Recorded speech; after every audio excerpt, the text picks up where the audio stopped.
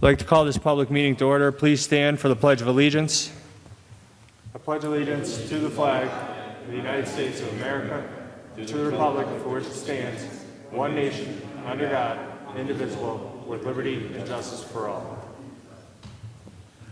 Please remain standing for a moment of silent reflection for our servicemen and women throughout the world, and also for those who have passed away in our community, especially Chelsea Minkoff, Thomas Conroy, and Catherine Connolly.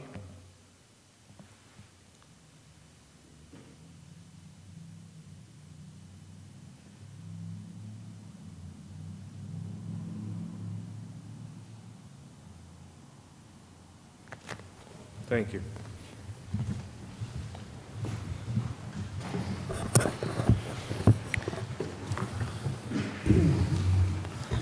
Roll call, please.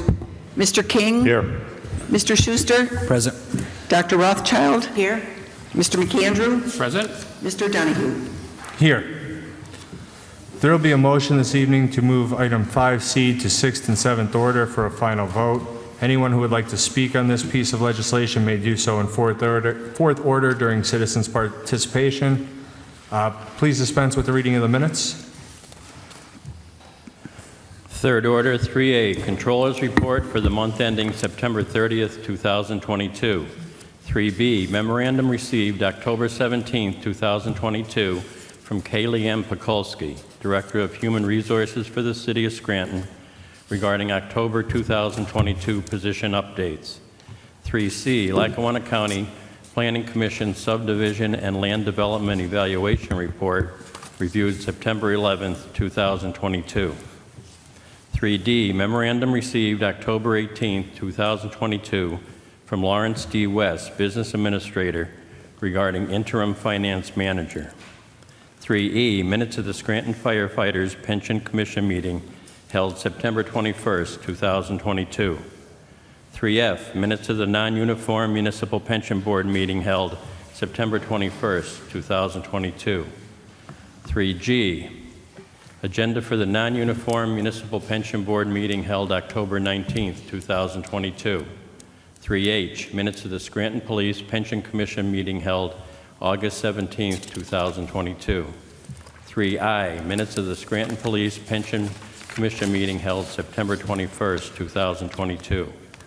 3J, City of Scranton Composite Pension Fund Investment Performance Review for period ended September 30th, 2022, as received from PFM Asset Management on October 19th, 2022. 3K, Minutes of the Composite Pension Board meeting held September 21st, 2022. 3L, City of Scranton's Virtual Payroll Preparation Tax Information Session, October 25th, 2022. Are there any comments on any of the third order items? If not, received and filed. Do any council members have any announcements at this time? I have one quick one. So the organization of parents and students for Northeast Theater Dance Academy invites you to their annual pasta dinner fundraiser. This dinner will be Sunday, November 6th. Pasta will be served from 12 p.m. to 4 p.m. They will announce the basket winners at between 4 and 5, and it's going to take place at the Villa Maria 2, located 1610 Washburn Street. Tickets are $10 in advance or $12 at the door. To purchase tickets in advance, contact Bridget at 570-687-8353 or stop by the Northeastern Theater Dance Academy any Saturday from 10 a.m. to 12 p.m. They'll accept cash, checks payable to OOPS, and you can also Venmo at Ashley Tomko, but when you do so, please include your name, pasta dinner, and number of tickets in the Venmo description. And that is all I have. Thank you. Do any other council members have any announcements? Just a quick one, a reminder about the Scranton DPW. Will be hosting a trunk or treat this coming Thursday, October 27th from 5 until 8 p.m. at the 101 Poplar Street where Scranton DPW is located. Thank you. Thank you. Do any other council members have any announcements? I have one. I just wanted to give my heartfelt condolences out to the family and friends of Chelsea Minkoff. She was 36 years old. She passed away on Friday after losing her battle with breast cancer, which she fought for several years, and I was lucky to have known her personally, and I was very saddened to hear of her passing. That's all. Thank you. Do any other council members have any announcements? I have a few. Pennsylvania Department of Transportation, District 40, is having a public meeting tomorrow at South Scranton Intermediate School from 6 to 8. And the purpose of the public meeting is to provide PennDOT staff and their design consultants an opportunity to explain the bridge projects that are slated to begin in a few years on Cedar Avenue over Roaring Brook, and also outbound onto Pittston Avenue from the city that also go over Roaring Brook. And that meeting is tomorrow from 6 to 8 at South Scranton Intermediate School. If you are unable to attend the public meeting, there is an online public comment section from October 1st that will be open from October 1st to November 30th. It can be accessed by visiting the PennDOT District 4 website and by clicking on the public meetings under district links, selecting the tile for Lackawanna County, and then selecting the tile for the projects listed. Also, the Scranton Municipal Recreation Authority is having a pet food and accessory drive on November 5th and 6th at the community room at NAOG from 10 a.m. to 3 p.m. And they're looking for dog and cat food and or supplies. Cash donations or gift card donations from Amazon are also always welcome. And another reminder that there will be a Kindness for Kelly McDowell fundraiser on November 5th at 5 p.m. at Montage Mountain. Mr. Voldenberg? Fourth order, citizens' participation. First on the list is Joan Hodowanitz.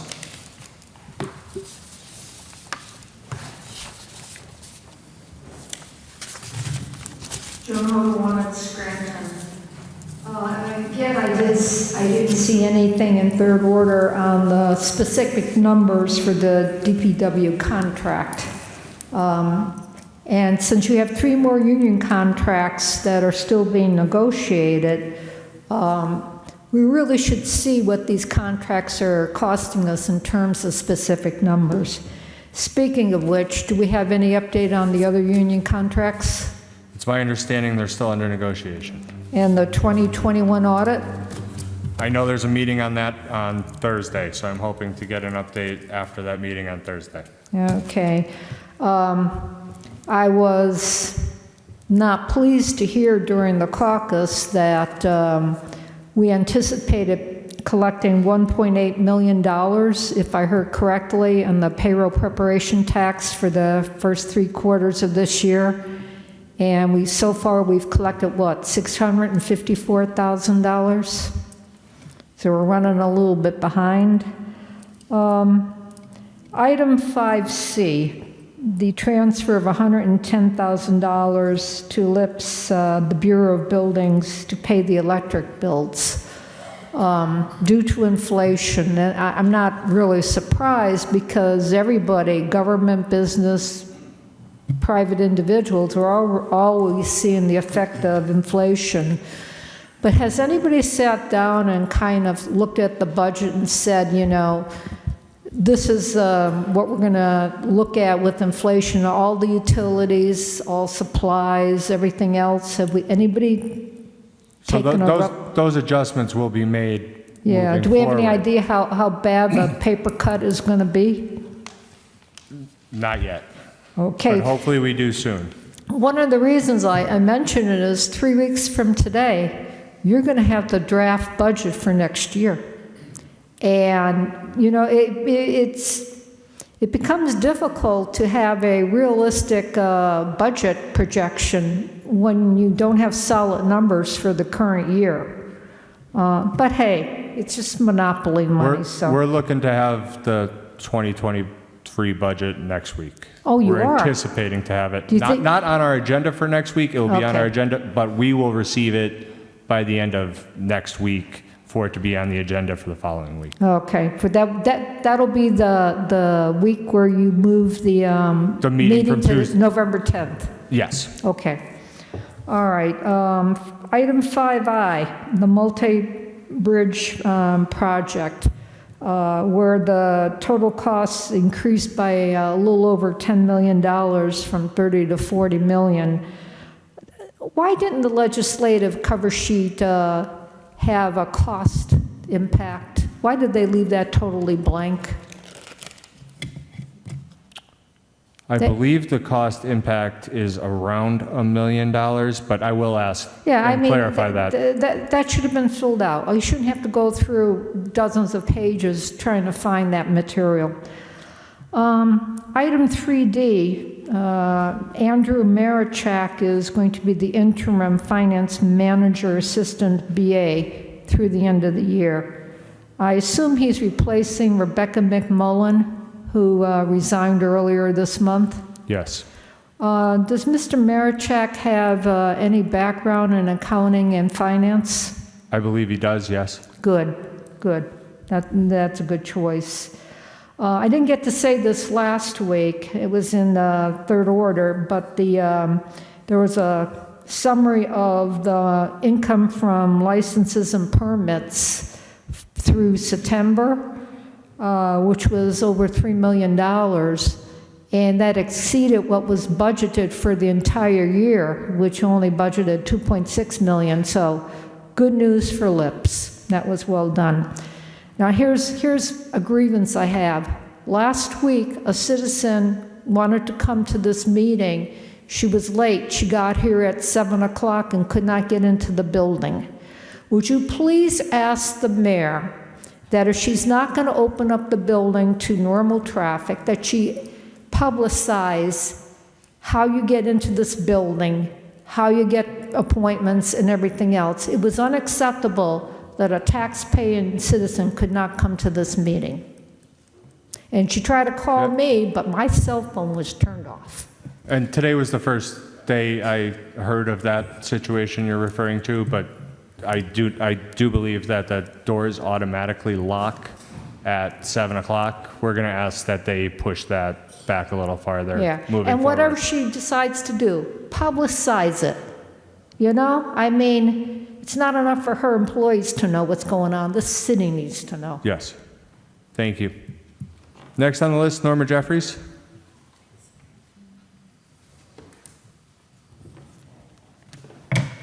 Good evening, Council. Norma Jeffries, Scranton resident. And I just wanted to start off by saying that for the past 4 years, I've stood here at this podium, and I talked about things that affected me as a returnee to the city of Scranton, where I was raised. And I talked about the street signs, because I was continuously getting lost. I talked about the intersection of Clay Avenue and Vine Street. I don't go that way anymore because I don't want to get broadsided, so I go a different way. So I'm not sure if that's been corrected. I talked about the parking kiosks.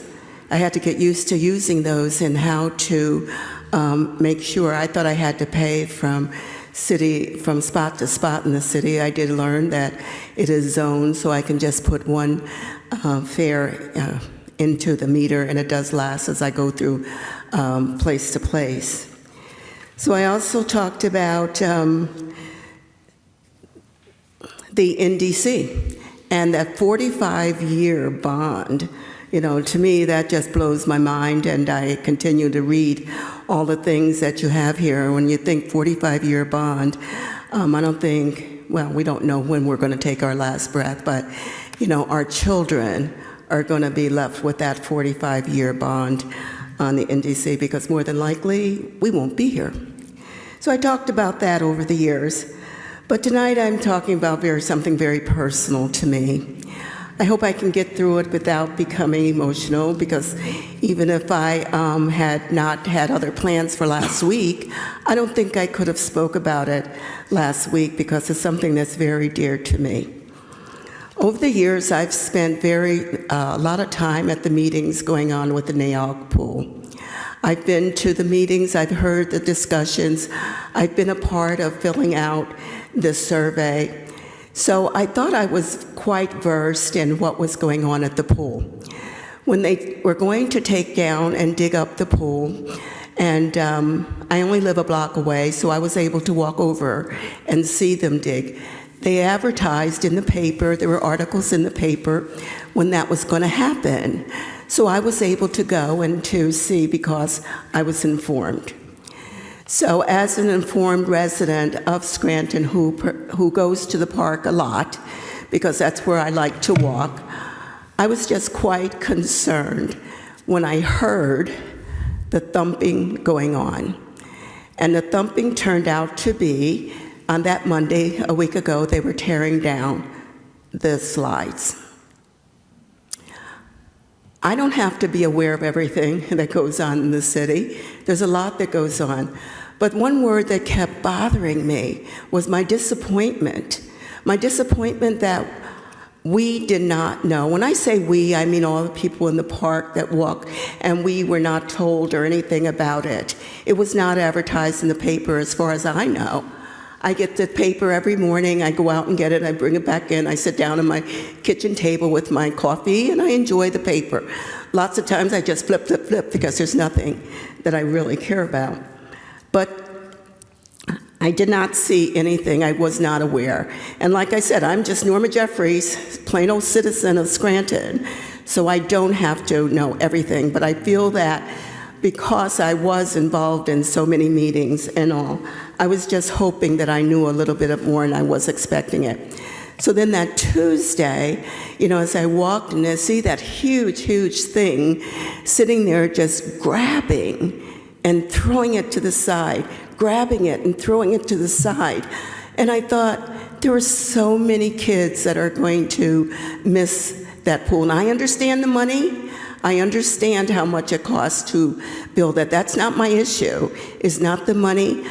And having to replace a pool, and I know it costs a lot.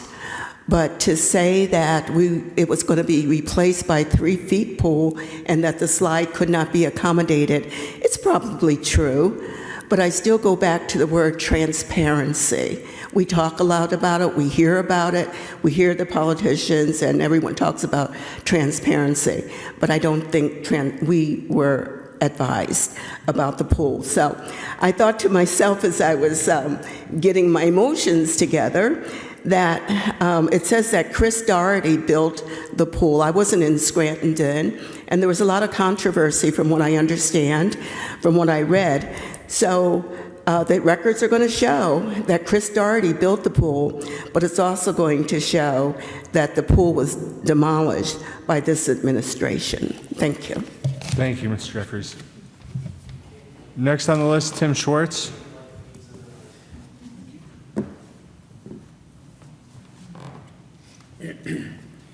I have a couple of things. First, I think Norma Jeffries is more than just a citizen in Scranton. She's an incredible person. But first, I want to say thank you to all of you. You've seen me up here many times about the zoning issue up near the hospital. I want to thank you for your willingness to listen to me and to the residents up there, and to act as well. I'm really appreciative of that. That's just me, Tim Schwartz, saying that. The residents can say that as well if they think that too.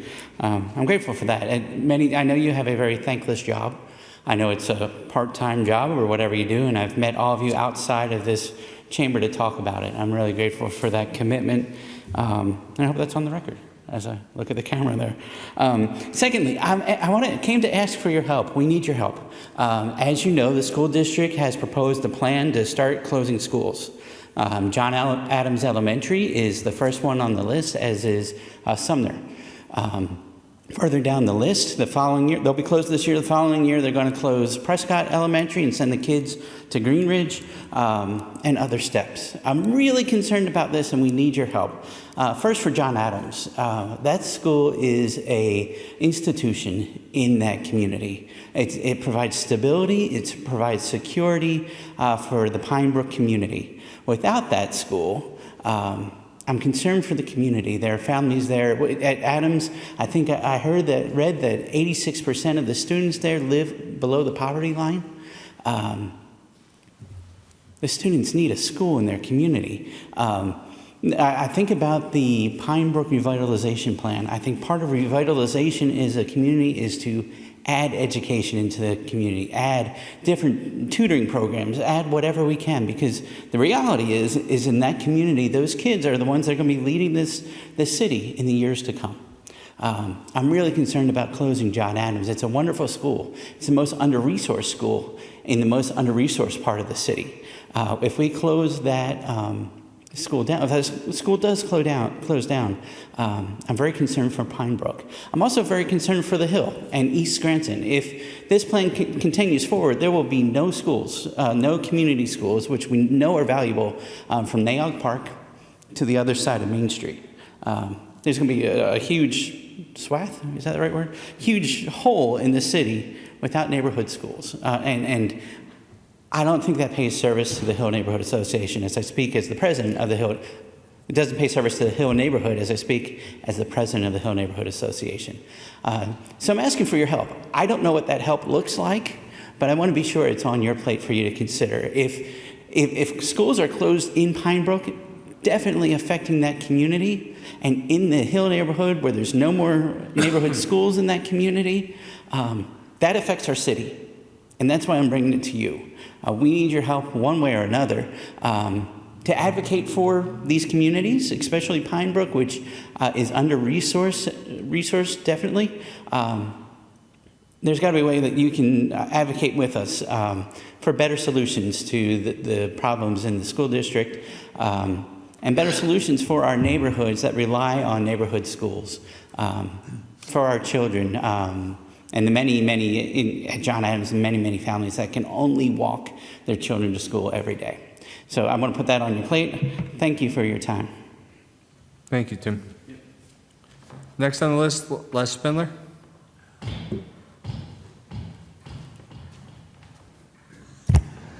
Good evening, Council. Les Spindler, city resident, taxpayer, homeowner. Well, it's been 2 weeks since I was last here, and still no work on our corner that I was promised to have fixed a year ago. So I don't know what the story is. Every time I come here, oh, you're on the list. Don't know what kind of list that is, but it's not working. Next thing. Last Friday I was at the Steamtown Mall, and leaving, before the exit there was a mall security guard there with his car and the lights flashing. I asked him what's going on because I see like a waterfall in front of me. He says they're doing concrete work upstairs. It's water from that. So I pull out and I get a shower of filthy water that was coming down from upstairs. I showed Kyle pictures before the meeting. My car was covered in what looked like muddy water. But it was actually concrete water. And I wasn't the only one. It was many cars that was affected with that. And first of all, it was stupid. They should have had that exit closed off and had everybody go out the Moscow's exit. But anyway, I went to the mall today trying to get to talk to somebody. You can't even get to the mall offices. You used to be able to go down the hallway on the second floor. Those doors are locked. I tried to go around through what used to be the food court. That section is roped off, so you can't get to any offices to talk to somebody. I was looking for a security guard, couldn't find anything. I'm thinking to myself, maybe I should try to steal something, and then maybe a guard will come around. But I got no satisfaction, because I think I had to pay $10 to get my car washed. But thank God that stuff came off. That was water with some concrete mixed in it. I didn't think it was going to come off. So that's why I took pictures, because I was ready to sue John Basiliga for a new paint job. But I think everybody that was affected by that should be reimbursed if they went to get their car washed. That's why I wanted to go talk to somebody. I mean, it's not a lot of money, but it's the principle of the thing. It was stupid that they didn't shut that exit down. That's all on that. I don't know if I'll be here next week. So 2 weeks today is election day. I urge everybody to get out and vote. And if you want this country to move forward, do what I'm going to do. Just circle the little oval that says straight Democratic. Because the Republicans are trying to take our rights away from us. It's already been done in many states in this country where voting rights were limited to certain people. A woman's right to choose what she wants to do with her body is being taken away from them. And another thing, if you vote Republicans in, they don't want to do anything about gun legislation. Again, yesterday was another shooting, deadly shooting. It was on the news tonight, again an AR-15 was used. I've been at this podium many times and says, those military weapons should not be for sale to anybody. They said, the Democrats, I think it was in Pennsylvania, maybe it wasn't, somewhere there, they have a bill to raise the age from 18 to 21. That's not going to help anything.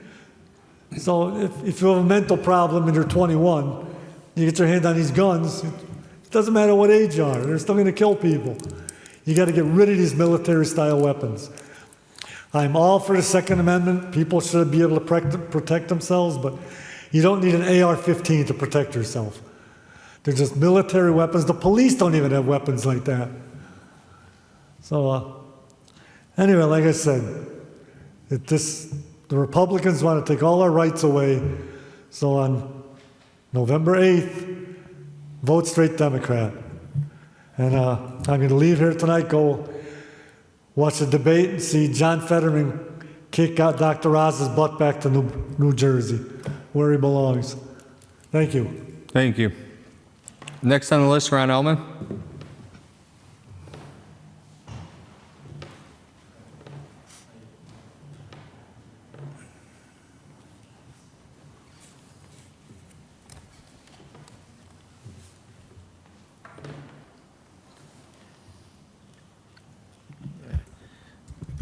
Council, if you don't mind, I'll read this so I don't make any tragic mistakes. As many, I read this bleeding heart absurdity in today's paper about bad taxpayers who have just had enough finally from this out-of-control runaway school system. The total last thing to consider here is to have any out-of-town teachers or some no English-speaking mamas dictate school policy. I, like many, I've had my property over 25 years. I don't have any children, any grandchildren. Nobody's been in this school system. Think how much money I've spent in 25 years on this system. It's not a fair, it's time you think about the taxpayers, and closing some schools is harsh, but it's got to be done. We just can't keep raising our house taxes and trading people's homes for the expensive alternative of schools. 25 years, and I've talked to people that have had well over 25 years of expenses with no children, or their children been out all that time.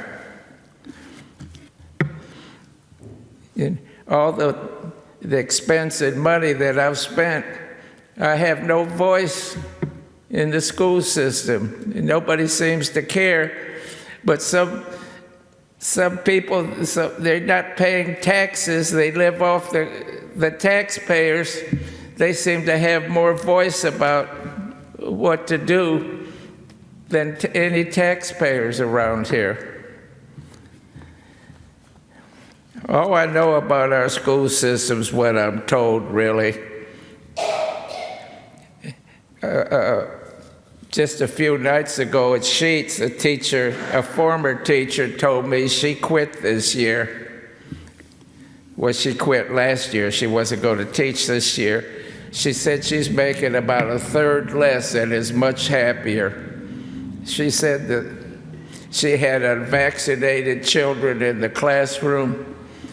They had no education.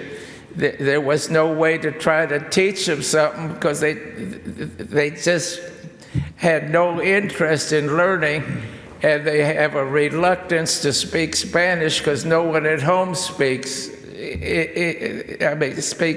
No one at home speaks English. It's just an endless circle. Of course, I don't know the solution to it. It's a terrible. If you think these are the people going to be sitting there in 10 years or 20 years, it's a terrible thought. But to get back to our closing of schools, what alternative is there? You can't just let teachers, I don't know what you're supposed to do. I really don't, but I know that a couple of weeks ago I mentioned Mr. Peters, that he was 75 years old and looking for a job to save his home because of these kind of instances. And our taxes are going to go up and up, especially with Debbie and wanting the future reassessment. Jerry insists on it. It's going to cleanse the city of a lot of good people, minorities. It's coming. And you know who will replace them? Like across the street of me, some slum landlord in New York. He bought a condemned house and doesn't even want to fix it up. You know, what are you going to do with these people? He'll move a family in there. Sooner or later, he'll find somebody that'll take it like it is. All right. No controversy tonight, huh? Thank you, Mr. Ullman. Yeah. Next on the list, Lee Morgan.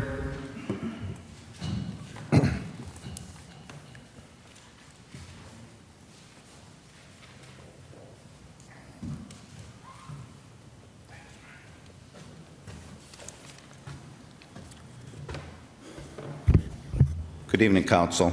Well, I guess the first thing I'll start with is, I've been fielding a lot of texts and calls from residents of the city wondering when City Hall is going to be opened, and they're kind of curious why council members haven't brought the mayor into the chamber to ask what's actually going on, and they're under the impression that council members are meeting with her on a one-on-one basis to sidestep sunshine laws.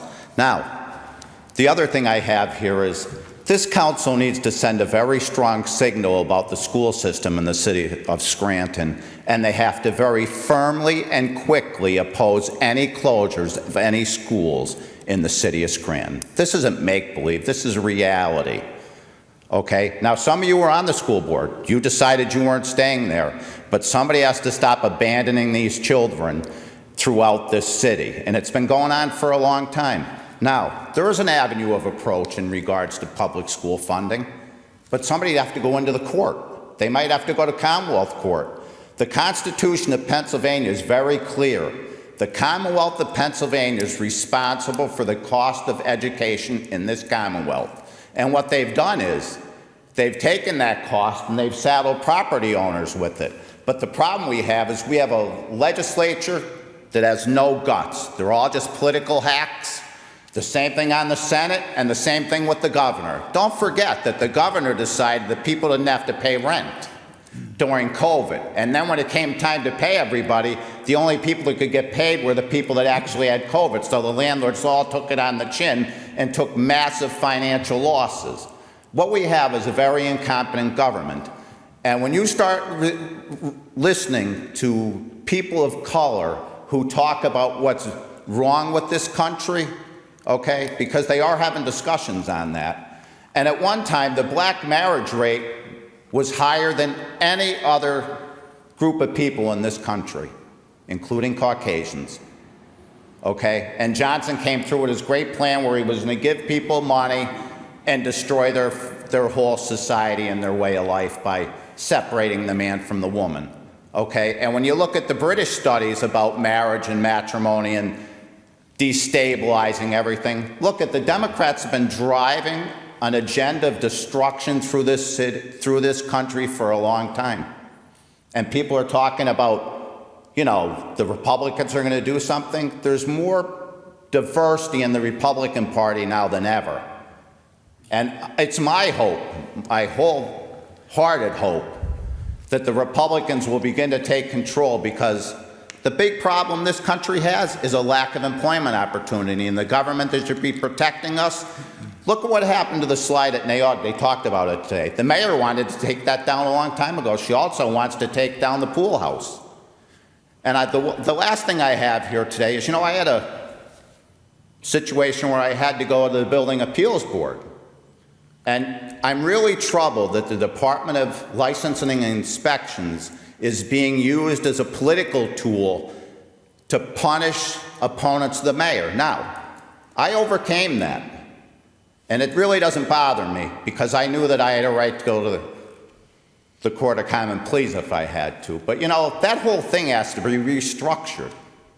Because how can the board members sit and not ask questions of the people who are being brought there to answer for alleged violations under their codes, quality of life codes? All just make-believe.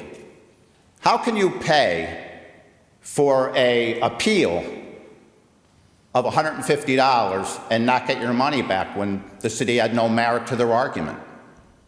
How can the city come forward in a hearing without the person that wrote the ticket? And how can their solicitor determine what's admissible and silence the board? That's something you should look at, because it's a miscarriage of the whole judicial system. And when you look at the zoning laws, you know, I'm trying to get copies of some hearings that took place. They don't want to give them to me, but they will. But I just hope that we're all going to have fun. Thank you. Next on the list, Dave Dobson.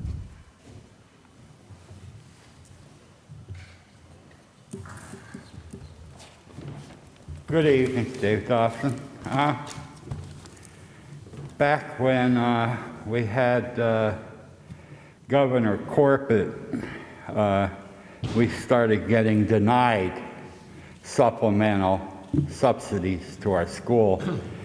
Some say well in excess of 30 million, and some say 40 million a year. And it's been at least 11 years, so we're already almost at $500 million that our schools have been denied. And I do think that walking from Prescott area down to Green Ridge for a six-year-old is like insanity. It's just total insanity. The state's trying to ram it down our throat, and that's all we ever seem to get out of the state here is more and more tax-exempt property and excuses. That's all we seem to get. However, Corbett was not a Democrat. Sorry about that, if you find it disturbing.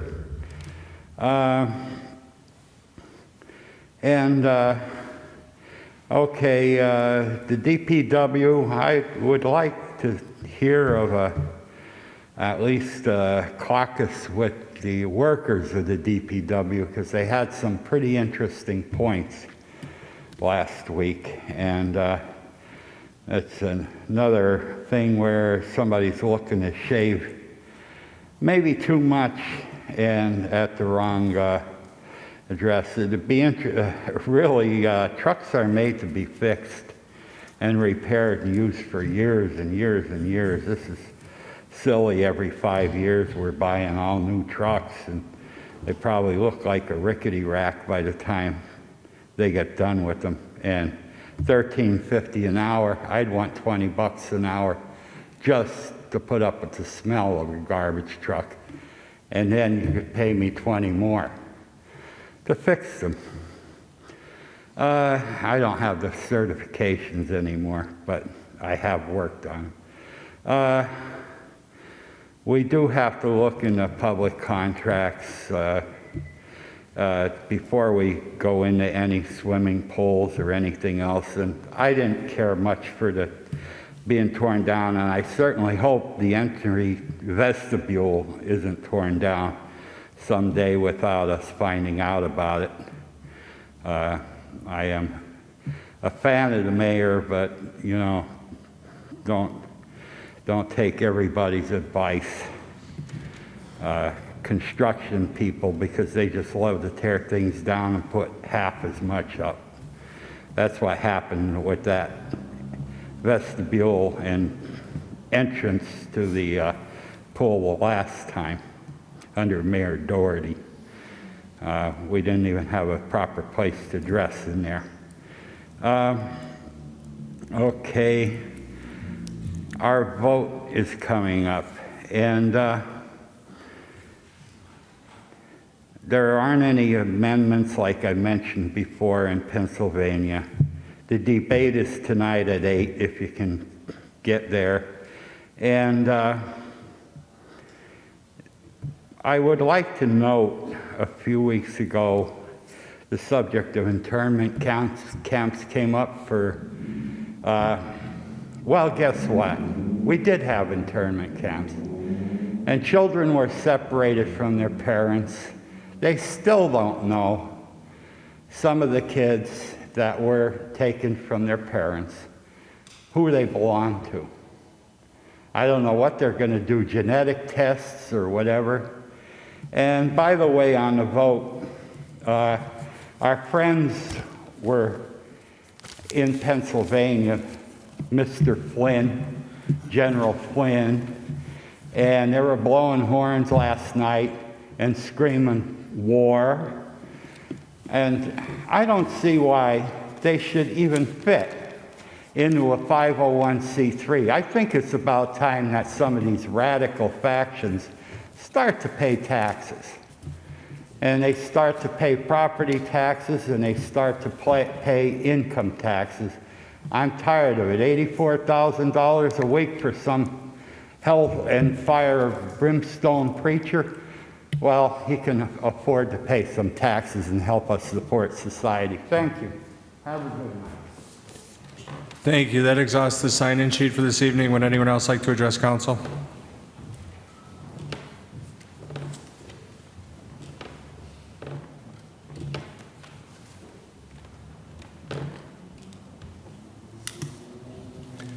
Members of Town Council, Tom Coyne, Manuka. First of all, as we heard about and talked briefly about, was the slide. The slide when the city came in and destroyed this city asset without public notice reminded me of the saying of someone coming in like a thief in the night. They came under the cover of darkness and they destroyed a public asset that was paid for by the public without any public input.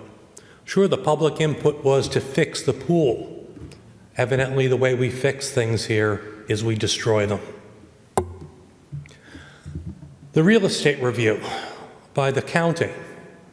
Looking at the recent news, it looks like they expect a drop in value of all real estate to drop by approximately 20% over the next year or so because the market issues with housing and the economy. I wonder, since they're evaluating new taxation basis off of valuation based on comps of property sales, how that 20% reduction of values that's expected is ever going to get adjusted into that figure. Well, I know it's not going to, because they're basing it purely off of last sales over the 18 months, not over a projected drop of 20%, because a drop of 20% would harm grabbing more money from the taxpayers. Last week we had I believe a candidate that was in here who came to introduce themselves. I want to address that the candidate was asked by this body, not once, not twice, but 3 times, whether he was a citizen, a resident of Scranton, owned a business, or a taxpayer here. This was done because council rules dictate that you must be a taxpayer or a resident to speak before City Council. I know City Council rules because in coming to City Council, not only is it published on the back of the handouts, but anyone who is interested in law and politics should know the rules of the body before they actually enter and represent themselves before that body. I have an issue that 3 times he was asked before this body the question whether he lived here, had a business here, or paid taxes here. And his response all 3 times was, I have interests here. Having interest here is a non-answer.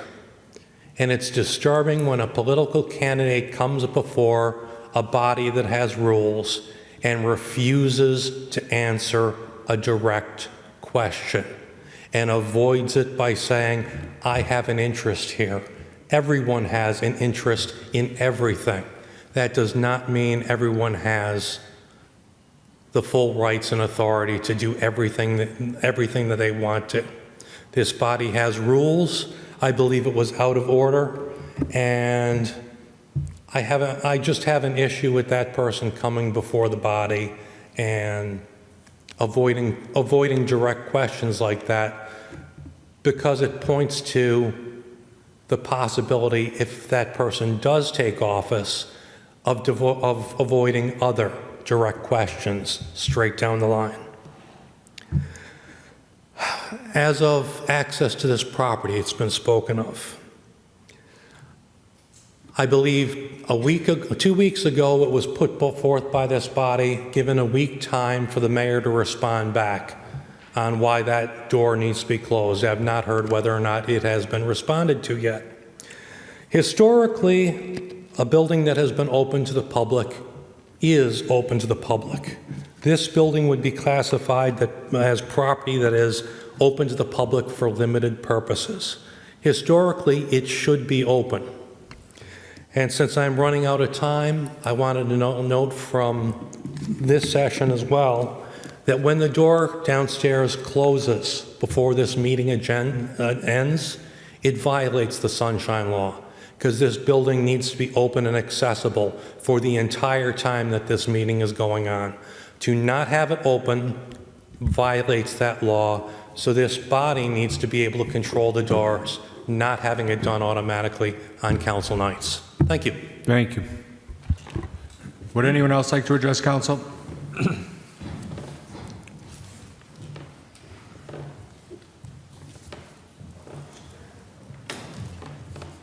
Hello, Delmar Gzevich, Scranton City taxpayer. First, I have a question. Is the Scranton School District Board an elected position? Yes. Then it seems pretty clear to me that Scranton City taxpayers who pay property taxes do indeed have a say in the education matters. Yes, you are correct. Thank you. I also do, though, have a problem with the fact that school districts are sponsored by property tax, though this is because that means that school districts are directly funded by the wealth of the community, and this means that poor communities are guaranteed to have poor education, whilst wealthy communities and wealthy students are going to have a leg up with good education. That is, of course, pretty much a nationwide issue and not in your purview, but I think it needs to be said. I also have a question regarding why the mayor does not come to city council. I know that city council is for city council, but I'm used to Wilkes-Barre where the mayor does show up to answer questions. Is that something that could be looked into or could be rectified? Every once in a while, the mayor, when invited, does come for our caucuses that happen before our meeting. I know in 2 weeks, she'll be here to present and give us an intro on the budget, and then we'll also be back the following week to answer any follow-up questions on, the budget as we move through that process. Thank you. And of course, as you know, my main reason for being here is the train. Every day, almost every day, I come into Scranton on I-81. I drive here. And most of the time, like anyone else who's ever been on I-81 for more than 30 seconds, it's not a very positive experience. I don't think I've met anyone who likes 81. But credit where it's due, October is the perfect month to drive on I-81. The weather is usually nice, but more importantly, especially coming into Scranton past Music Street, as you come down the mountain there before you hit the turn, the entire mountain opens up and it's all these trees completely untouched. And especially in the evening when the sun comes over the mountain, the entire mountainside lights up in the golden hour. And the reds, the yellows, the browns really glow. You'll see this in Naog Park also. The entire side of the mountain lights up. We have maybe a week left to experience that. A bunch of the trees are already dying. So I definitely recommend that everyone who has means and time take a trip out during the day, go up Music Road, and then get onto I-81 to drive back into Scranton and experience that. And then I asked that they take a moment to consider how much nicer it would be from a train. Because right down at the base of the mountain there where the two mountains meet, there is still the old Laurel line. The track is still there. Being able to experience the natural beauty of Scranton, being able to really see why people decided to settle here in the first place, all the way from ancient times to the colonial ancestors and everyone beyond, why this place is so beloved for so long. More than just the natural resources, it's beautiful. The city of Scranton and surrounding area is gorgeous. And being able to really enjoy that without having to worry about trucks merging in front of you, without having to worry about state troopers hiding right around the turn, without having to worry about people weaving in and out of traffic or having issues with the road being wet or leafy while you're trying to slow down going downhill.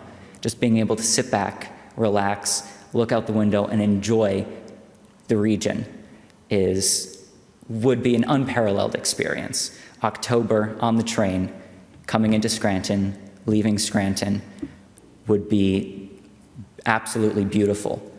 And anyone who lives here deserves to be able to experience that. And right now, people who don't drive can't. And people who do drive have more important things to worry about while they're driving than the view from the car. But they should have that opportunity. I suggest that City Council and the city in general take that into consideration as we continue to discuss small commuter rail in the community. Lastly, I'd like to issue a suggestion to City Council regarding the train. For the next week, I would advise, or maybe even challenge, City Council to not use a car to get to all their daily activities without driving. Walk, bike if you can, or take the bus. And I think you'll find within a couple of days that more investment in public transportation is absolutely mandatory for the community. Thank you. Thank you. Would anyone else like to address council? Mr. Voldenberg? Fifth order, 5A motions. Mr. King, do you have any motions or comments? Nothing at this time. Mr. Schuster, do you have any motions or comments? Yes, I have a few. So I'll start by some comments. The street sign update, I asked about, I'd say 3 weeks to a month ago, if there's any updates on renewing our work on the street signs, whether we're going to apply for some grants, things like that. Could we reach out to the administration to see where we're at with the project and if we're going to continue on with trying to gain grants to continue on with our street signs? I'll get a status, sir. Mr. Spindler brought up tonight his corner. Can we reach out to the administration, ask if there's other projects similar to this, and if they're working through that list of repairs that need to be made? I will. Thank you. Another one, if we could reach out, I know there was a change order that was approved for the removal of the slides. Can we find out when that change order was signed? I'll find that out, sir. Thank you. Last week I mean, within the last few weeks, we've been asking about City Hall and access to City Hall. And I know the mayor came in to give us somewhat of an update. Could I ask for that update from one of our other members in fifth order here so we could hear what that update was? And the last thing, I'm going to make a motion if we could remove the frosted glass on this window right here. I know some of the other rooms have the glass, but with the window being frosted here, I don't have awareness of my surroundings, and I don't really feel safe, so I'd like to make that motion. Second. There's a motion on the floor and a second. On the question? On the question, I arrived here one day and it was frosted. I was not involved. Microphone. I'm sorry, it's on. So I arrived here one day and it was frosted. I was never involved in the thought-making process or the decision. So I had a problem with that. And I also have a problem not seeing who's coming up the steps. I was used to seeing who's coming up the steps. If it's a safety issue, I'd rather have a mirrored window so I can see out and see what's coming up the steps. It's like frosting your windshield in your car. I just don't see the purpose of it for this room right here. So that's why I'm voting yes. Anyone else on the question?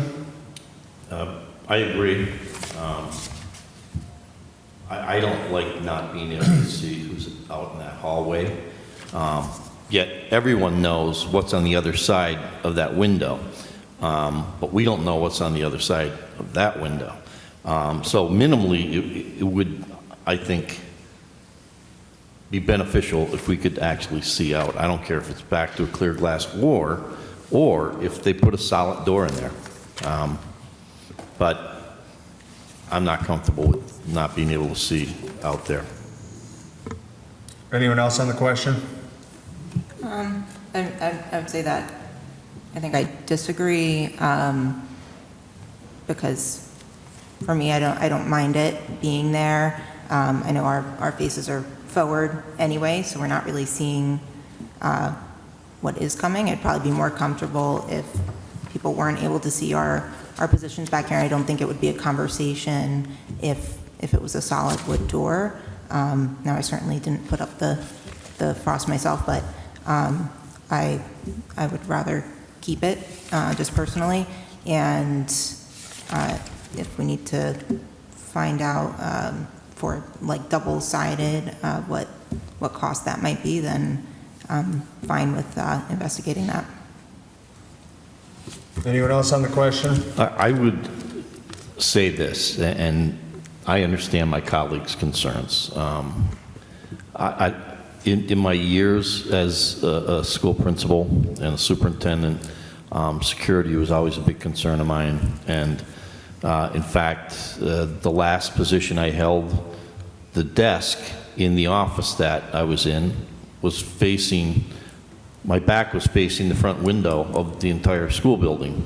And the first thing I did before I never sat down at that desk was moved immediately to the side so that I could see my surroundings, and I had an awareness, and I could see who was pulling up or who was walking down the sidewalk or who was immediately outside the school. To me, I think that's important. Right now, we don't know who's outside there. We have a police officer in here, which is great. They're here to protect us and to maintain order, but we don't know who's out in that hallway right now. But most people know that there's 5 souls sitting this side of that window. And if I will say this, I'll put this up to my colleague. I know that she doesn't feel safe and likes having that opaque. I'm willing to move myself down there to that end if we have a clear glass window, and allow her to move down to this end if that's helpful, because I just feel safer being able to see what's coming at me. Thank you. So I'd have to agree with that myself. I would offer to move my seat as well, and I have in the past. Several times tonight, the door in the back opened up and closed, and I didn't see someone come in. And if I could see through that window, I would have known who was out there. So for me, it is awareness. I'd like to see what's coming, and I don't think the glass offers safety. I'll be voting to remove it. And I will add also that if the option exists to have a solid door or come up with some other solution where we can see out and maybe people can't see in, I'd be perfectly happy with that solution as well. In addition, Mr. King, I agree, there's 5 stalls. There's actually more than 5 stalls here. If I'm sitting here and I see something coming up, I'd like to give the rest of the stalls here a heads up and have that in my view, so. Right, I just mean directly. I know. Yeah, you know what I'm saying. I'm just, Yeah, in the past, I've seen some, contention out in the hallway, and you know that it's coming in, and at least being aware that something is occurring there that might be entering this room is a help to me. Well, I just want to add, while I appreciate my colleagues offering to switch seats, I'm not just thinking about myself. I had in mind the safety of everyone up here, not just myself. So, yeah, I don't know that I have a change in opinion on it. I don't know that the schools for the classrooms have just like open glass doors to a lot of the classrooms. I'm not familiar with enough of the schools to know if they really have that, but they have to. is that they're required to Yes. have glass doors? Okay, thank you. Anyone else on the question? All those in favor signify by saying aye. Aye. Aye. Opposed? No. The ayes have it, so moved.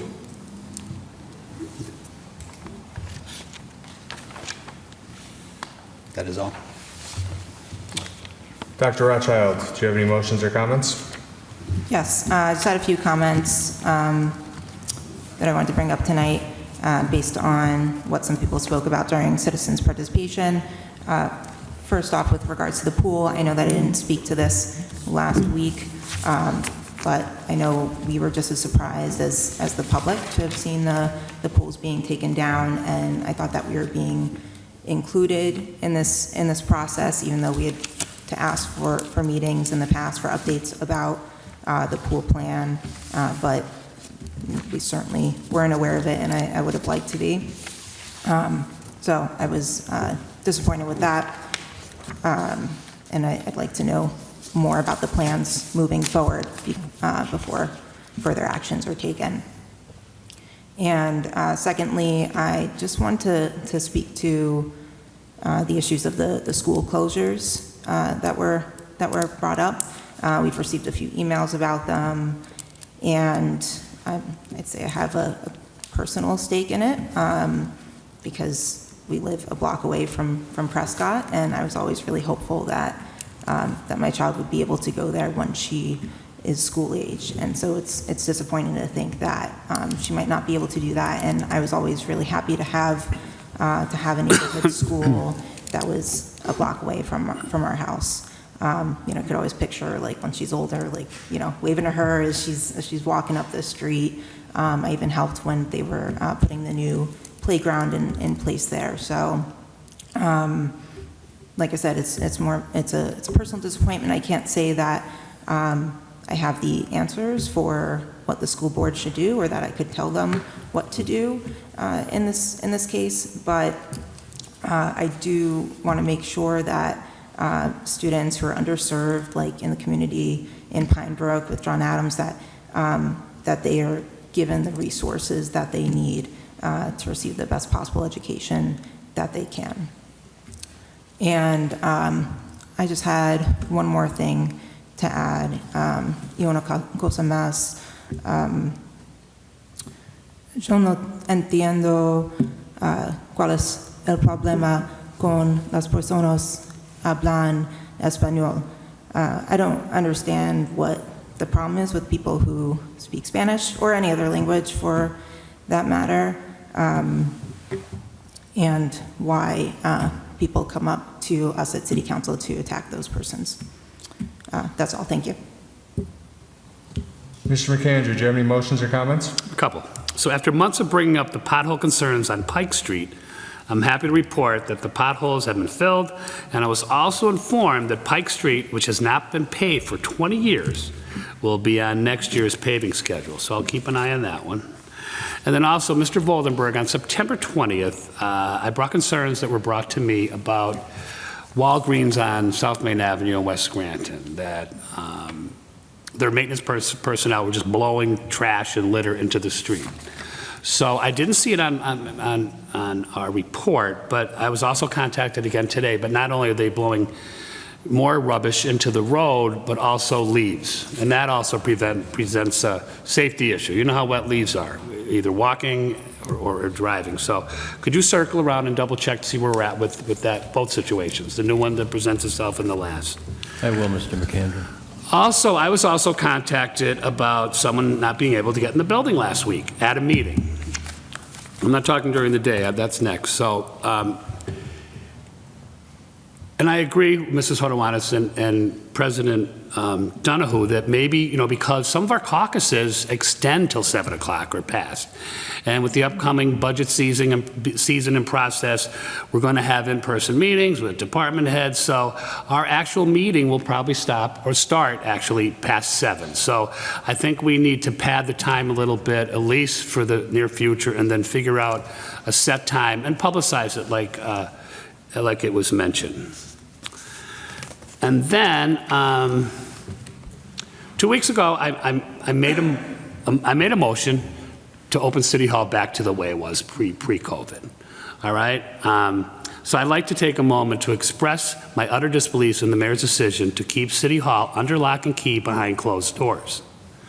Within the last few months, I've heard from irritated residents that they would arrive at City Hall to pay up for a permit or visit a city department only to be told they need an appointment.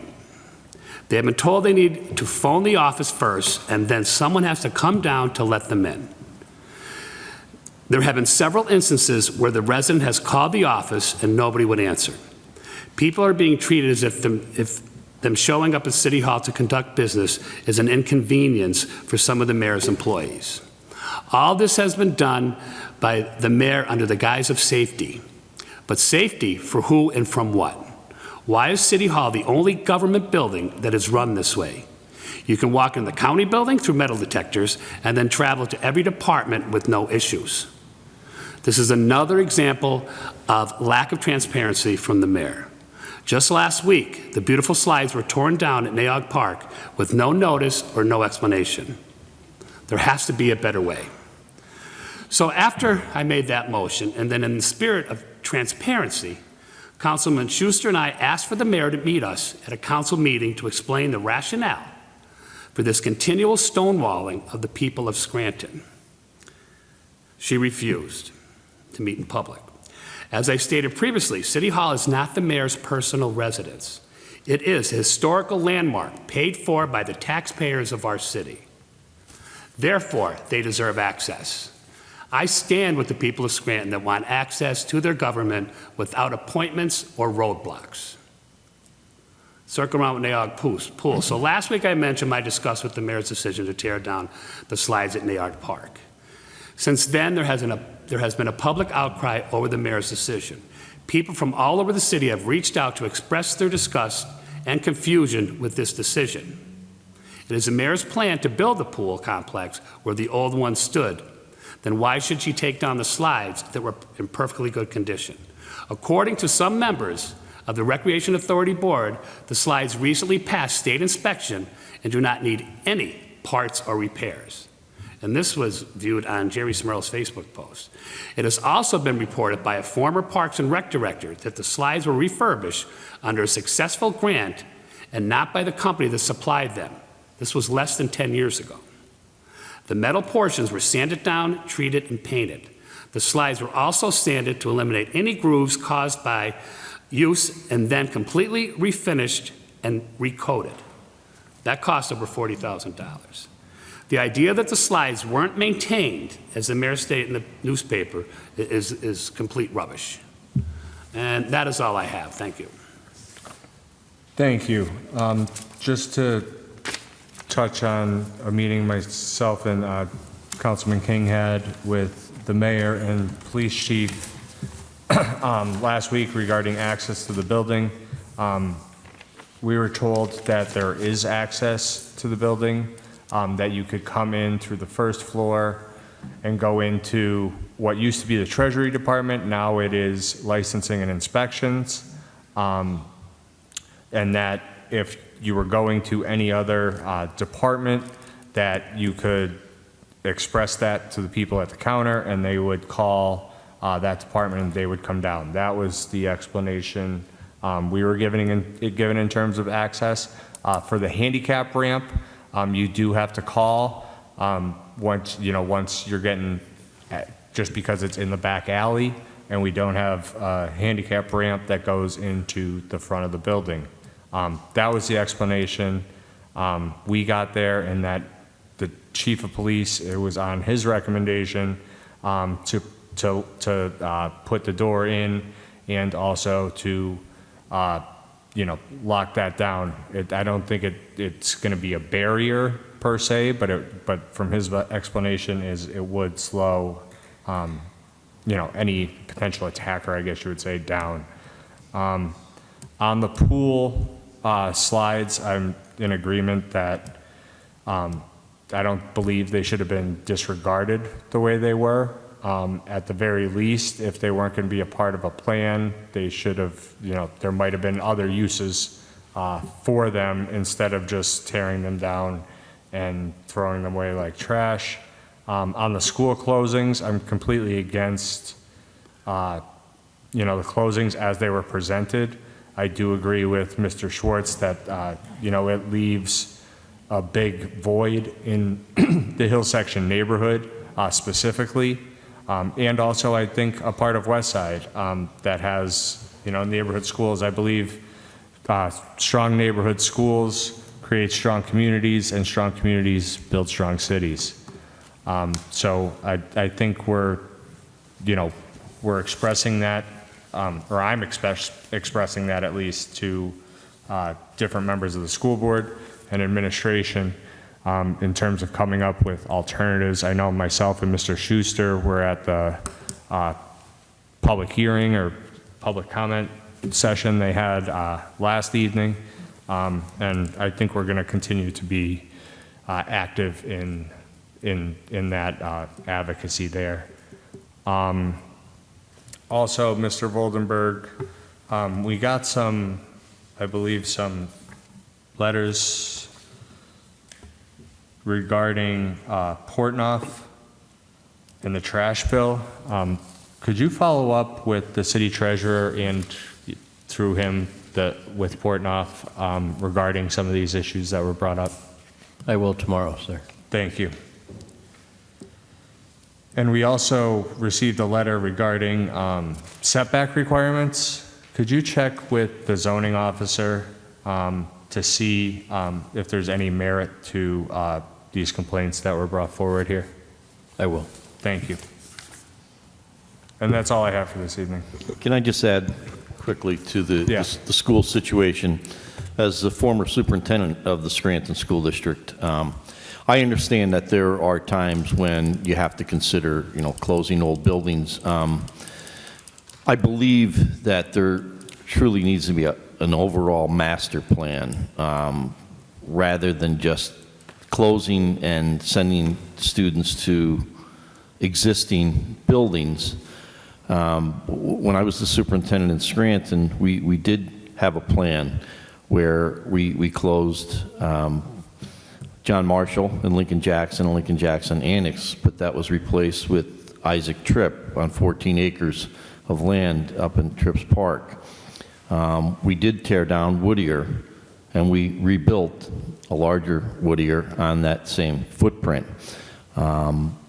We did not expect to have to close Audubon, but the mold in that school was beyond repair. It was unbelievable. I personally was in there with the mask on, and I sneezed for 3 days after coming out of there. And after having professionals completely evaluate that building, sadly, we did have to close Audubon. That was not an easy decision. And then we had to disperse students to really to 3 different buildings. But I believe that if they truly are looking at closing neighborhood schools, there needs to be a master plan greater than just sending them to other neighborhood schools. Perhaps if the goal is to, maybe they need to look at some new elementary centers. I don't know. But I don't particularly care for the plan to close. Literally, Adams will be gone, Prescott will be gone. Anyone that lives up in the Naog area, in the East Scranton area, in the Pine Brook area, there's no school. There will be no schools on that entire section of the city of Scranton, and we do need to be extremely careful about who goes to those schools. The students that attend those schools. There's 23 or 24 different languages spoken at John Adams. It's 85% free and reduced. Why was that school chosen? How are those decisions made? I will tell you this, that's an old school. You're not going to go into a school that was better maintained and cleaner than John Adams Elementary School. It's one of the most well-maintained schools that we've had in this city. So I just believe that they need to put the brakes on a little bit and really sit down and meet with the community and develop a master plan for where are we going with this? 3, 5, 10, 20 years down the road. What's the goal? There's no doubt that the Scranton School District at one time had 48 schools in the city. And over time, even when I started as superintendent, there were 18. And when I left, there were 16. But ultimately, we really need to see what's the overall goal, what's the vision, what's our population projections. Granted, the numbers are down right now because students, the COVID situation, some students have left and gone to cyber charter schools and things like that. But at the end of the day, I think that there can be a better plan rather than just rushing into that's low-hanging fruit, and it's attacking the poorest of the poor in the city. So I'm not in favor of the existing plan. I would rather see a master plan that involves more constituencies in those decisions. Thank you. Thank you. Mr. Schuster. One last thing. Mr. Voldenberg, I'm going to change the subject back to the City Hall. Can we get correspondence over to the mayor and the police chief, have them put it in writing how they're going to address City Hall opening, so I could have an official statement from her and the police chief of what the reasonings are, if there's any type of credible threat to the building? Thank you. I'll secure that.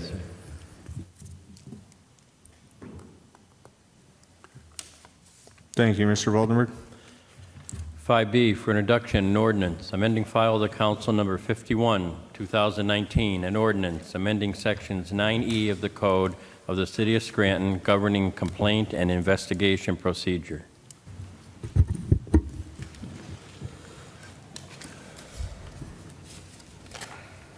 At this time, I'll entertain a motion that item 5B be introduced into its proper committee. So moved. Second. On the question? All those in favor of introduction signify by saying aye. Aye. Aye. Opposed? The ayes have it, and so moved. 5C for introduction, an ordinance amending file of the council number 93, 2021, an ordinance as amended entitled appropriating funds for the expenses of the city government for the period commencing on the first day of January 2022 to and including December 31st, 2022 by the adoption of the general city operating budget 2022 as amended by transferring $110,000 from account number, as noted, non-departmental expenditures contingency to account number, as noted, licensing, inspections, and permits, Bureau of Buildings, electrical for the payment of electrical service to city facilities. At this time, I'll entertain a motion that item 5C be introduced to its proper committee. So moved. Second. On the question? All those in favor of introduction signify by saying aye. Aye. Aye. Opposed? The ayes have it, and so moved. I make a motion to suspend the rules to move item 5C to sixth and seventh order for final vote. Second. On the question? On the question, Mr. Voldenberg, could we reach out again to the administration, ask them if there's anything similar to this in the foreseeable future? So you could ask that, but I did ask that question yesterday, and based on, the answer was no, not foreseeable, but still a possibility. Basically not at this time. Yes. Okay. On the question, so anytime there are, budget transfers are allowed within a department. So I know they searched for ways to pull this in from within the licensing and inspections department to not have to touch our contingency fund. Unfortunately, that wasn't possible, knowing not only how big the electrical bills have gotten, not only currently, but then moving forward. So I believe that this will cover the electrical bill then for the rest of the year. So, I know there might be a possibility based off of heat and natural gas costs in December, but at this time, the answer to that question is no. Anyone else on the question? I'd just like to know how much more electricity are they using than any other department in the city? So licensing and inspection pays the electric bill for all electricity used throughout the city. So the electricity line item is under buildings, which is within license and inspection. So they pay the electricity for DPW because it all comes in one bill, and it's just paid out of a line item that's in license and inspection. Anyone else on the question? All those in favor signify by saying aye. Aye. Opposed? The ayes have it, and so moved. I make a motion to table item 5D. Second. Hold on. Introduce it first. We have to introduce it first. Okay. Mr. Voldenberg?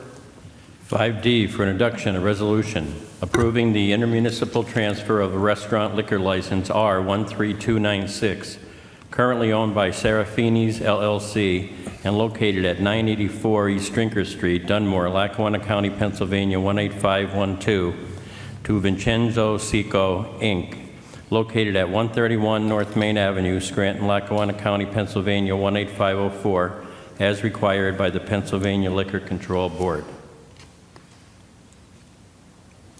At this time, I'll entertain a motion that item 5D be introduced into its proper committee. Second. On the question? All those in favor of introduction signify by saying aye. Aye. Opposed? The ayes have it, and so moved. Now I will make a motion to table item 5D. Second. There's a motion on the floor and a second to table item 5D. This piece of legislation is being tabled to allow for an advertisement of a public hearing to be held on Tuesday, November 15th. On the question? All those in favor signify by saying aye. Aye. Opposed? The ayes have it, and so moved.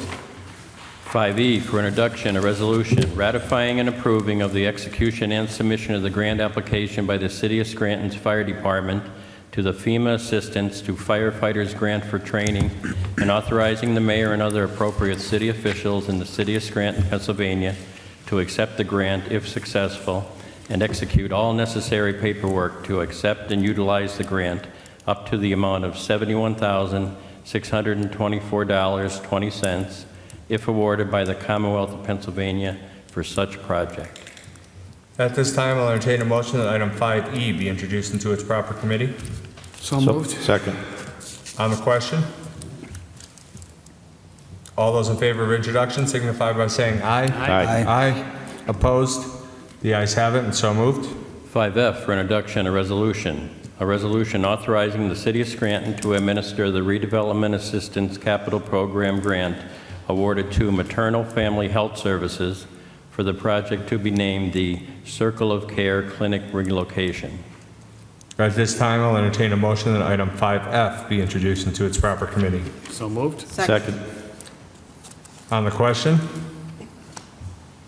All those in favor of introduction signify by saying aye. Aye. Aye.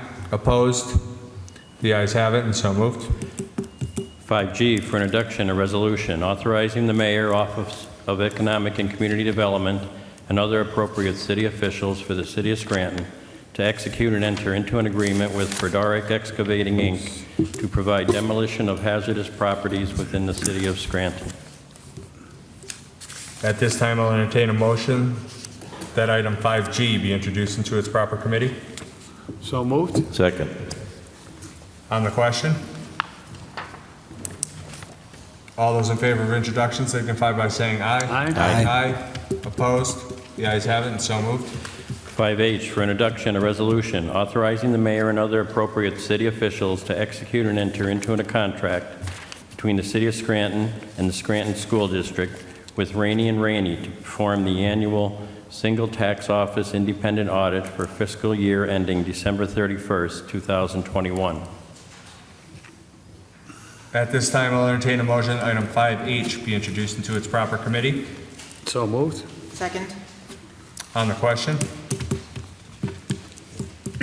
All those in favor of introduction signify by saying aye. Aye. Aye. Opposed? The ayes have it, and so moved. 5I for introduction, a resolution authorizing the mayor and other appropriate city officials to execute and enter into Amendment Number 3 to the Multi-Bridge Bundling Projects Agreement by and between the City of Scranton and the Pennsylvania Department of Transportation. At this time, I'll entertain a motion that item 5I be introduced into its proper committee. So moved. Second. On the question? On the question, Mr. Voldenberg, would we be able to reach out to the administration to have them clarify the financial impact section of the legislative cover sheet? I will, Mr. Donahue. Thank you. Real quick, I know it's minor typo. The actual resolution says the agreement was executed on March 3rd, 2022. And the backup, I believe it reflects March 13th of 2019. So maybe we just get some clarification on that. Okay. Mr. Voldenberg, could you add that? I will. Thank you.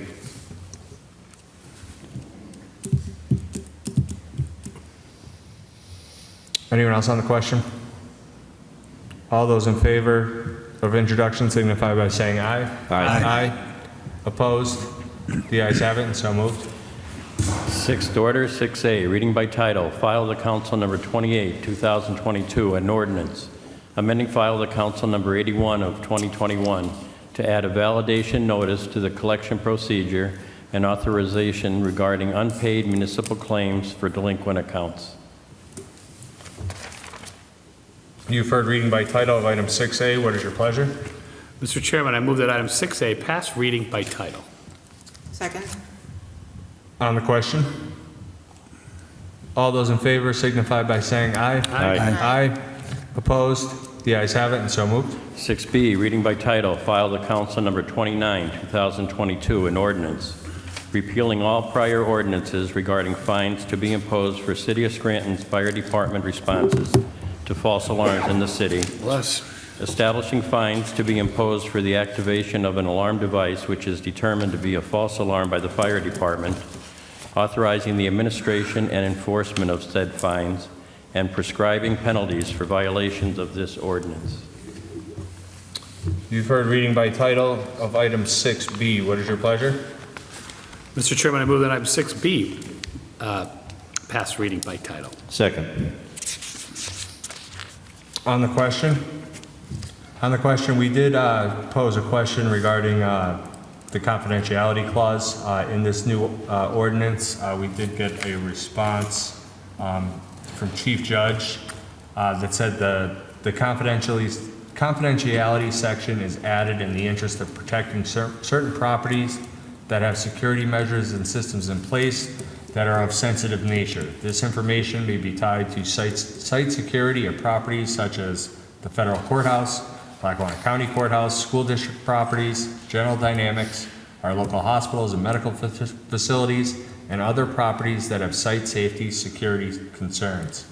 The right to know laws provide for the protection of this information in the exemption language. Specifically, Right to Know Act provides a record, the disclosure of which creates a reasonable likelihood of endangering the safety or the physical security of a building, public utility, resource, infrastructure, facility, or information storage system, which may include, and then it gives some examples of what that includes, and one of those is building plans or infrastructure records that expose or create vulnerability through disclosure of the location, configuration, or security of critical systems, and that includes fire suppression. And then it just goes on, his response goes on to state that to the extent that a right to know request does not meet the exception, the records would be released upon request. Please let me know if further clarification or information is required for City Council on this legislation. Anyone else on the question? All those in favor signify by saying aye. Aye. Aye. Opposed? The ayes have it, and so moved. 6C, formerly 5C, reading by title, file of the council number 31, 2022, an ordinance, amending file of the council number 93, 2021, an ordinance as amended, entitled, appropriating funds for the expenses of the city government for the period commencing on the first day of January 2022 to and including December 31st, 2022. By the adoption of the general city operating budget 2022 as amended, by transferring $110,000 from account number as noted, non-departmental expenditures, contingency to account number as noted, licensing, inspections, and permits, Bureau of Buildings, electrical for the payment of electrical service to city facilities. You've heard reading by title of item 6C. What is your pleasure? Mr. Chairman, I move that item 6C pass reading by title. Second. On the question? All those in favor signify by saying aye. Aye. Aye. Opposed? The ayes have it, and so moved. Seventh order, 7A, for consideration by the Committee on Finance for adoption, resolution number 140, 2022, authorizing the mayor and other appropriate city officials to extend by 1 year the term of the city's agreement with Portnoy Law Associates LTD for the collection of delinquent municipal claims and to otherwise amend the agreement. What is the recommendation of the chairperson for the Committee on Finance? As chairperson for the Committee on Finance, I recommend final passage of item 7A. Second. On the question? Roll call, please. Mr. King? Yes. Mr. Schuster? Yes. Dr. Rothchild? Yes. Mr. McAndrew? Yes. Mr. Donahue? Yes, I hereby declare item 7A legally and lawfully adopted. 7B, for consideration by the Committee on Public Safety for adoption, resolution number 141, 2022, authorizing the mayor and other appropriate city officials to execute and enter into a contract between the City of Scranton and Brycer LLC to collect, organize, and track third-party inspections for the Scranton Fire Department. What is the recommendation of the chairperson for the Committee on Public Safety? As chairperson for the Committee on Public Safety, I recommend final passage of item 7B. Second. On the question? Roll call, please. Mr. King? Yes. Mr. Schuster? Yes. Dr. Rothchild? Yes. Mr. McAndrew? Yes. Mr. Donahue? Yes, I hereby declare item 7B legally and lawfully adopted. 7C, for consideration by the Committee on Community Development for adoption, resolution number 142, 2022, ratifying and approving the execution and submission of the grant application by the City of Scranton to the Redevelopment Assistance Capital Program through the Commonwealth of Pennsylvania for up to $1 million to be used for the streetscape and stormwater improvements on Biden Street from Jefferson Avenue to Mifflin Avenue. What is the recommendation of the chairperson for the Committee on Community Development? As chairperson for the Committee on Community Development, I recommend final passage of item 7C. Second? On the question? Roll call, please. Mr. King? Yes. Mr. Schuster? Yes. Dr. Rothchild? Yes. Mr. McAndrew? Yes. Mr. Donahue? Yes, I hereby declare item 7C legally and lawfully adopted. 7D, formerly 6C, for consideration by the Committee on Finance for adoption, file to Council Number 31, 2022. Amending file to Council Number 93, 2021, an ordinance as amended entitled Appropriating Funds for the Expenses of the City Government for the period commencing on the first day of January 2022 to and including December 31st, 2022, by the adoption of the General City Operating Budget 2022, as amended by transferring $110,000 from account number as noted, non-departmental expenditures contingency to account number as noted, licensing, inspections, and permits, Bureau of Buildings, electrical for the payment of electrical service to city facilities. What is the recommendation of the chairperson for the Committee on Community Development? As chairperson for the Committee on Community Development, I recommend final passage of item 7I. Second? On the question? Roll call, please. Mr. King? Yes. Mr. Schuster? Yes. Dr. Rothchild? Yes. Mr. McAndrew? Yes. Mr. Donahue? Yes, I hereby declare item 7D legally and lawfully adopted. Eighth order, 8A, file to Council Number 9, 2022. This piece of legislation is the updated zoning ordinance. It is continued to be tabled to allow for additional input and any changes. If there's no further business, I'll entertain a motion to adjourn. Motion to adjourn? Motion to adjourn. This meeting is adjourned. Thank you.